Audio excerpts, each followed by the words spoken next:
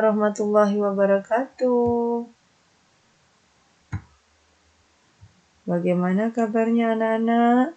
Semoga kalian sehat dan tetap semangat mengikuti pembelajaran jarak jauh.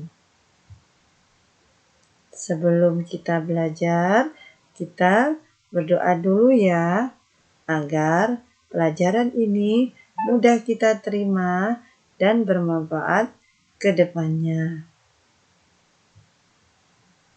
Oh iya, di video kali ini Bu Tuti akan membahas cara panas pindah ya. Jadi cara kalor pindah merupakan pelajaran IPA kelas 5 tema 6. Nah, sekarang coba kamu perhatikan gambar ini. Ini adalah gambar kopi panas. Jika kopi panas, kalau kita punya secangkir kopi panas, kita biarkan beberapa menit atau beberapa jam kemudian, apa yang terjadi? Dibiarkan terbuka begini, apa yang terjadi? Kopi panas yang kita punya tadi akan berubah menjadi dingin. Kenapa? Karena panas di dalam kopi ini pindah. Jadi panas itu bisa pindah. Oke. Coba perhatikan gambar ini. Gambar berikutnya, ini adalah gambar jaket. Nah, sekarang Bu Tuti mau tanya, apa fungsinya jaket?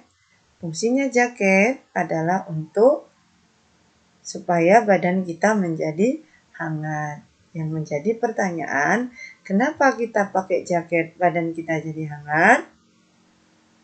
Siapa yang tahu? Oke, Bu Tuti akan menjelaskan. Badan kita menjadi hangat ketika kita pakai jaket karena panas di dalam tubuh kita tidak bisa keluar. Sehingga badan kita menjadi hangat. Jadi kamu harus ingat ya, tubuh kita itu menghasilkan panas. Nah, ketika kita berpakaian tebal seperti jaket, maka panas tubuh kita itu tidak keluar sehingga panas kita menjadi hangat. Artinya, panas itu bisa pindah. Nah, selanjutnya, bagaimana sih cara panas pindah itu? Cara panas pindah itu ada 3 cara. Yang pertama, konduksi atau hantaran panas. Yang kedua, konveksi atau aliran panas. Yang ketiga, radiasi atau pancaran panas. Bukan pacaran ya, tapi pancaran panas. Nah, di slide berikutnya saya akan bahas satu per satu agar lebih mengerti ya. Kita lihat konduksi atau hantaran. Apa itu konduksi? Konduksi atau hantaran adalah perpindahan panas melalui perantara, tetapi perantaranya tidak pindah. Umumnya terjadi pada benda padat. Jadi pakai perantara. Panasnya pindah pakai perantara, tapi perantaranya nggak pindah. Nah, contohnya ini ya, ada gambar. Kita panaskan sebatang logam besi. Nah, ini ya, kita panaskan ujungnya. Nah, nanti kita pegang lama-lama apa yang terasa?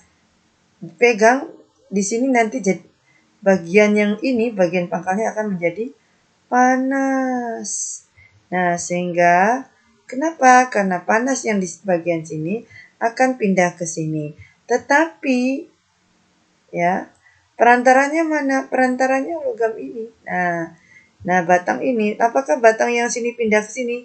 Tidak. Jadi tetap posisinya tetap di sini, yang pindah hanya panasnya. Jadi konduksi itu perpindahan panas pakai perantara, tapi perantaranya enggak pindah. Nah, ini contohnya ya.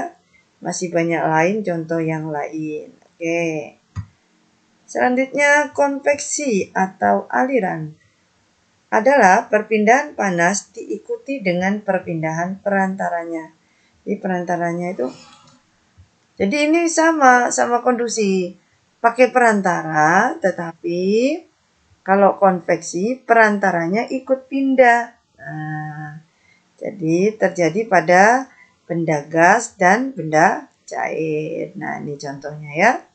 Jadi perantaranya itu pindah. Pakai perantara, perantaranya pindah.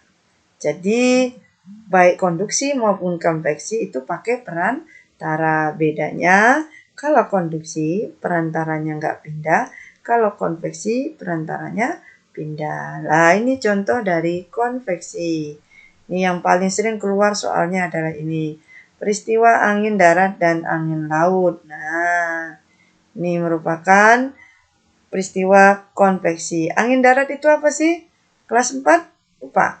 Angin darat adalah angin yang bertiup dari darat ke laut.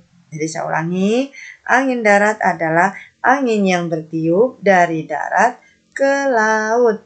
Ini terjadi pada malam hari. Sedangkan angin laut adalah angin yang bertiup dari laut ke darat.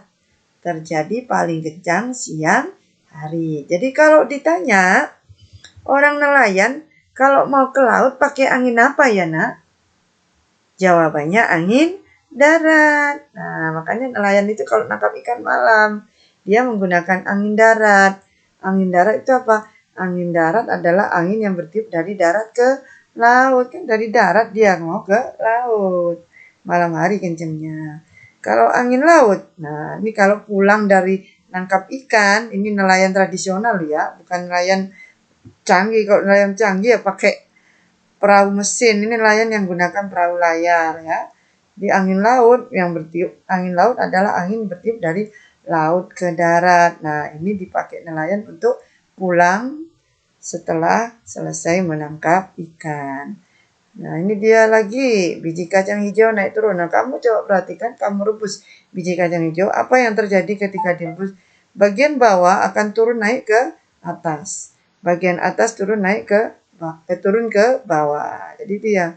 Jadi bagian nanti kacang hijau itu akan turun. Nah, muter-muter begini alirannya.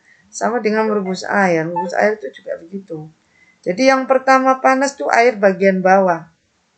Nah, air bagian bawah yang panas akan naik ke atas. Sedangkan air yang atas akan turun ke bawah. Sehingga seluruhnya panas akhirnya mendidih. Ini merupakan contoh peristiwa konveksi atau aliran. Oke, yang terakhir radiasi atau pancaran. Nah, ini dia perpindahan panas secara langsung. Jadi nggak pakai perantara, langsung. Ya, langsung nggak pakai perantara.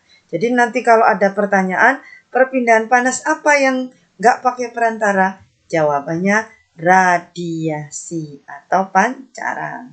Nah, kita lihat gambarnya ini ya. Ini ada api unggun. Nah, badan-badannya anak-anak ini karena dia posisinya dekat, maka badannya menjadi hangat. Jadi langsung. Nah, jadi langsung api ini yang menghangatkan badannya. Nah, ini contohnya. Panas matahari sampai ke bumi. Ini lagi meneteskan telur dengan lampu. Jadi, nah itu langsung. Atau banyak lagi ya, masih banyak. Ya, inilah 3 cara perpindahan panas. Konduksi, konveksi, radiasi. Konduksi dan konveksi pakai perantara. Tetapi kalau konduksi perantaranya nggak pindah, kalau konveksi perantaranya pindah. Nah, yang nggak pakai perantara apa? Yang nggak pakai perantara adalah radiasi. Demikianlah penjelasan dari saya. Semoga kalian mengerti dan paham. Sampai berjumpa pada pertemuan berikutnya. Terima kasih. Assalamualaikum warahmatullahi wabarakatuh.